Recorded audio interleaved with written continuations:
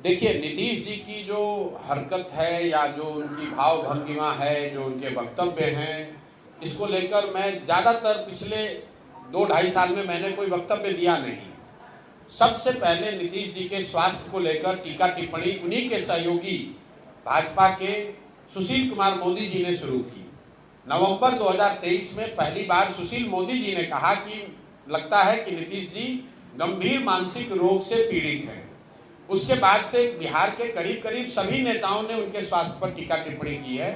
मैंने कभी टिप्पणी नहीं की थी जनवरी तक, लेकिन जनवरी में जब बीपीएससी का आंदोलन चल रहा था, अधिकारियों से या व्यवस्था से हम लोग की बातचीत चल रही थी, तब मुझे इस बात का अधिकारियों के माध्यम से भी इस फिर से ज्ञान हुआ, समझ आई कि नीतीश जी की मानसिक हालत दिनों दिन इतनी खराब हो गई है कि उनको ज़्यादातर विषयों की समझ ही नहीं है, कोई उनको पता ही नहीं चल रहा है कि राज्य में हो क्या रहा है।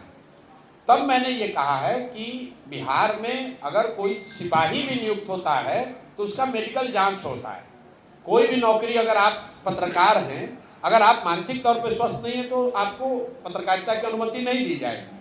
ऐसा कैसे है कि 13 करोड़ लोगों के राज्य के मुख्यमंत्री, उनके मानसिक स्वास्थ्य की स्थिति को लेकर रोज चर्चा टिप्पणी हो रही है और सरकार की ओर से कोई वक्तव्य नहीं है, सरकार ने उसका कोई संज्ञान नहीं लिया। फिर हमने कैमरे पर कहा और आज रिपीट कर देते हैं, नीतीश कुमार शारीरिक तौर से थके हुए और मानसिक तौर पर अस्वस्थ हो गए हैं। और अगर इसका प्रमाण आपको जानना है तो खाली आप खड़े होकर नीतीश कुमार जी से उनके मंत्रिपरिषद के सदस्यों का नाम पूछ लीजिए। नीतीश कुमार की मानसिक हालत आज ये है कि वो अपने मंत्रिपरिषद के साथी मंत्रियों का नाम तक नहीं जानते हैं, नहीं याद है उनको, और उनके भरोसे 13 करोड़ लोगों का जीवन छोड़ा हुआ है। तो नीतीश कुमार जी की तो गलती है ही, उन्हें इस्तीफा देना चाहिए क्योंकि वो स्वस्थ नहीं है। लेकिन उससे भी बड़ा दोष उनके सहयोगी दल भाजपा का है, क्योंकि ये नहीं संभव है कि देश के प्रधानमंत्री और गृह मंत्री को ये पता नहीं है कि मुख्यमंत्री नीतीश कुमार की मानसिक हालत या उनकी स्वास्थ्य की स्थिति क्या है।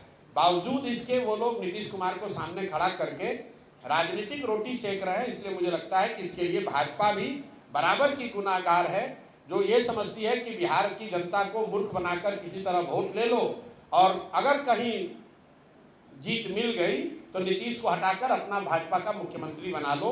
ये उनकी रणनीति है। इसलिए मुझे लगता है कि नीतीश जी तो बीमार है ही, लेकिन उस बीमार व्यक्ति को जनता के ऊपर थोप के रखना, मुख्यमंत्री बनाए रखना, इसका ये जो गुनाह है ये भाजपा कर रही है और भाजपा के लोगों को इसका जवाब देना चाहिए।